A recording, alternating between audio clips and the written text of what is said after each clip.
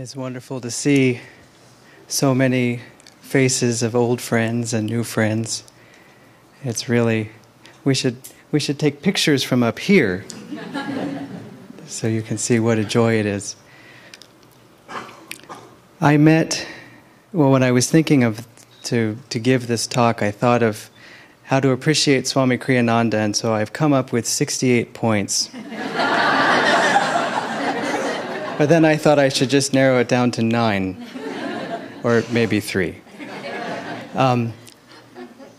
When I first met Swami Kriyananda, it was in 1999. I had come to Ananda in 96, and at that time Swami was living in Italy. I was on the East Coast, and so if you wanted to see him, you had to go to Italy. So I was understanding this path, and I was researching it, and I was experiencing it, and so I thought of part of due diligence, I should go meet the founder, Swami Kriyananda.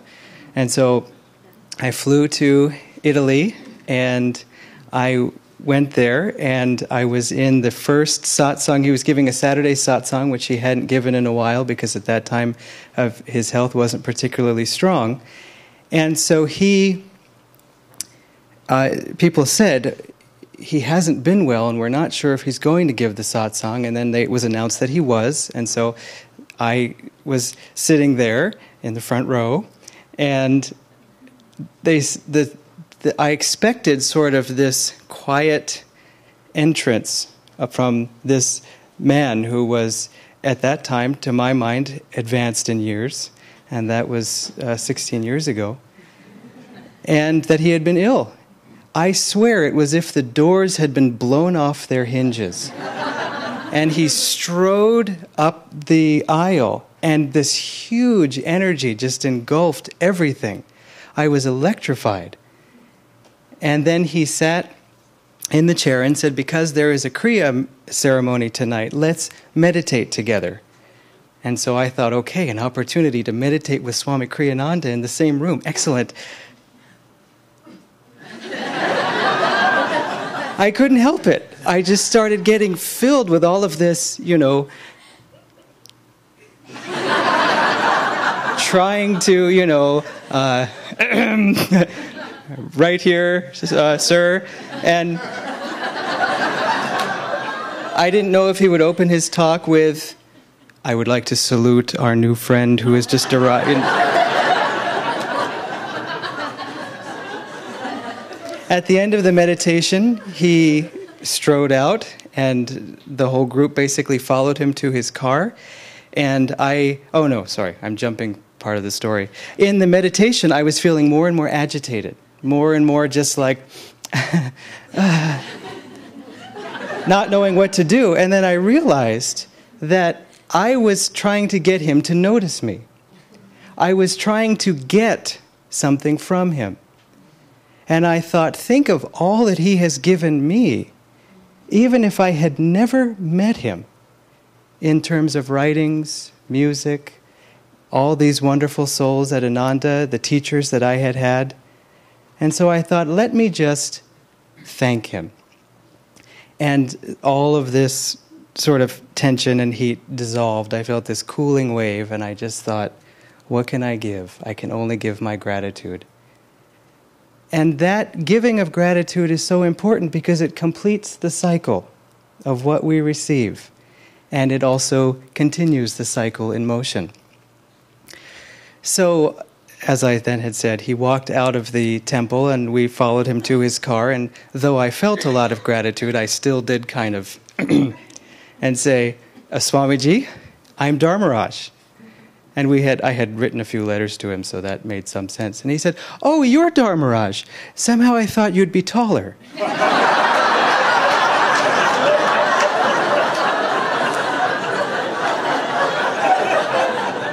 But then he added, isn't it funny how we build up impressions of people? And it took me some time before I realized he was saying, let aside your impressions, get to know me. As Master said, get to know me in meditation. As Swami Kriyananda said some years ago, if you want to know me, listen to my music. And again, thank you, David and the choir. It was so beautiful this morning. And so I began to try to get to know him. Then, a little bit later in life, my wife and I, Dharmini, we went to India. And I had always understood my participation in Ananda and with Swami Kriyananda and part of Yogananda's teachings in terms of all the things that we do here. And Ananda stands out rather uniquely in America. I mean, if I open my wallet at the grocery store and they see the picture of Yogananda, they say, "Oh, is that your mother?" And sometimes I say no, and sometimes I say yes. But in India, when people see the wallet, they say, "Oh, is that your guru?" So it was a very different experience living for us in India and having a whole other background, a whole other cultural perspective, as Asha and Jyotish were mentioning. So when I was trying to understand what Ananda is in India, and who Swami Kriyananda is and so on, all of the things that I had kind of identified didn't necessarily apply in the following way. I said, well, I have a guru. Well, many people have gurus in India. And well, I'm a part of an ashram. Well, there are many ashrams in India. Well, I practice Kriya Yoga. There's a lot of Kriya Yogas in India too. There's a whole temple dedicated to all different kinds of Kriya Yoga paths. And so I thought, what is it then? And then I met a Swami who was an American-born person who became a Swami and lived in India. And Dharmini and I were visiting him. And he received us, and then we were going to go on a little ride together. And so we got into a car, and we were accustomed to speaking Hindi to the drivers, and so we started to speak to the driver, and he said, no, it's okay, I've got this. And he just said to the driver, "Sida jao," which means drive straight. And the driver was saying, "Well, where are we going?" He said, "Sida jao." And I thought, And then he said to us, "You have to know how to talk to them." I thought, I beg your pardon. You know, all the half-Indian DNA in me kind of bristled. But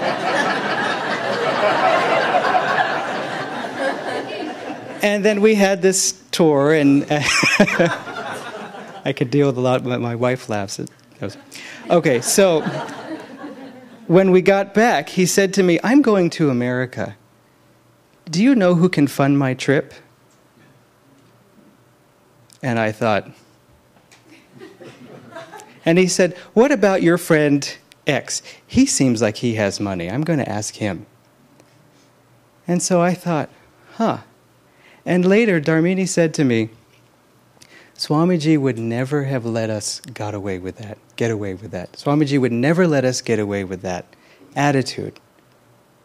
And I don't say this as a comparison or a criticism of that person, but it really brought out for me that we have been trained. And, I mean, if I hadn't been trained, I might have acted the same way as this gentleman. And I wanted to share a dream with you that I had. I was walking by the room where Swami Kriyananda was staying in this dream, and he was visiting a colony, and he came out, and he was going to give an interview. And he was dressed in his blue robe, and a friend was walking along with him.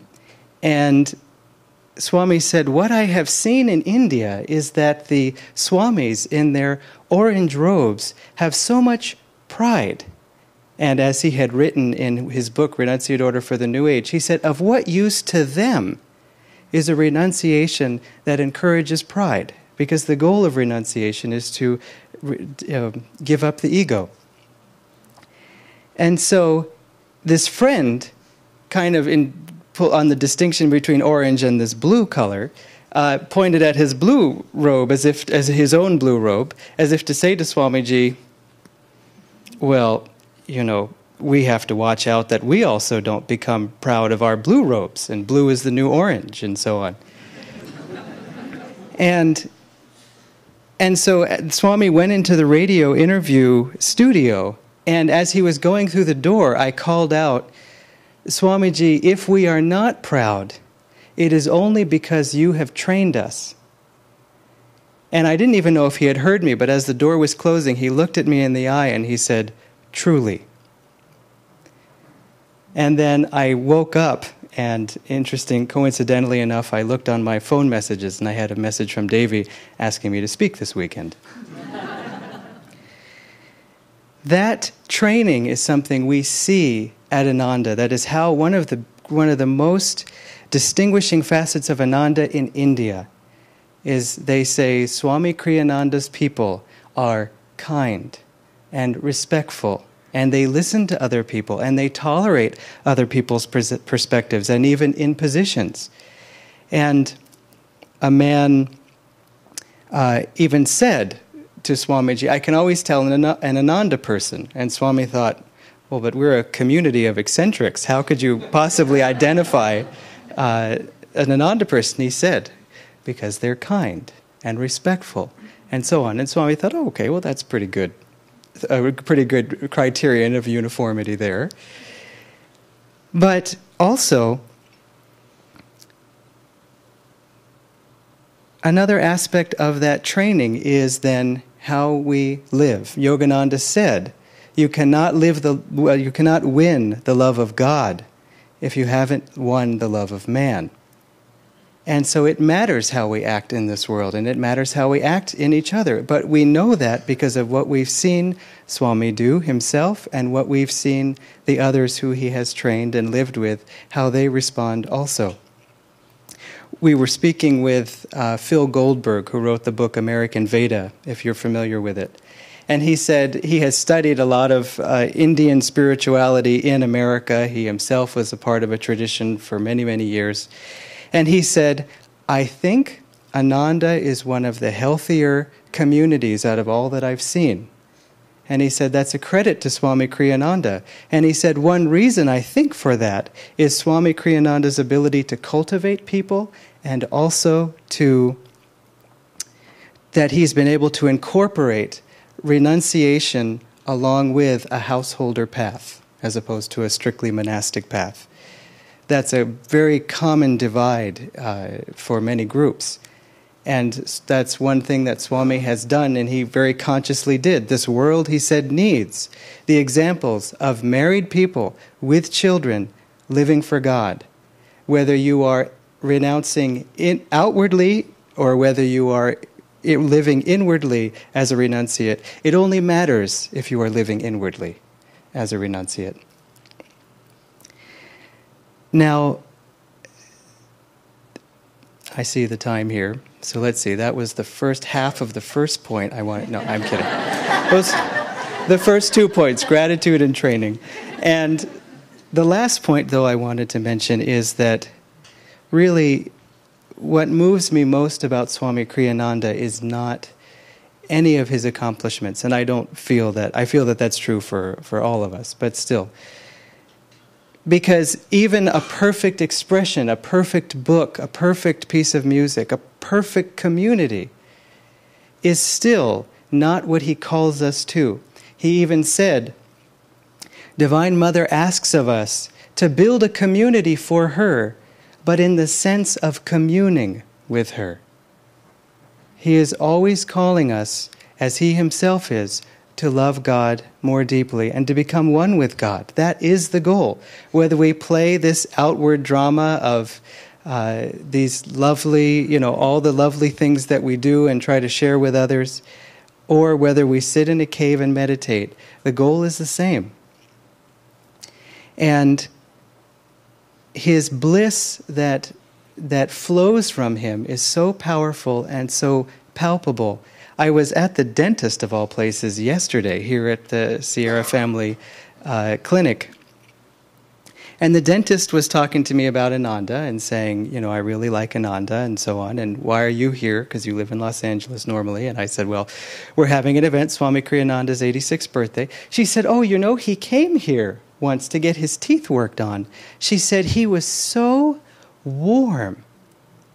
And she said, there's so much love coming from him, you can really feel that he's one with God.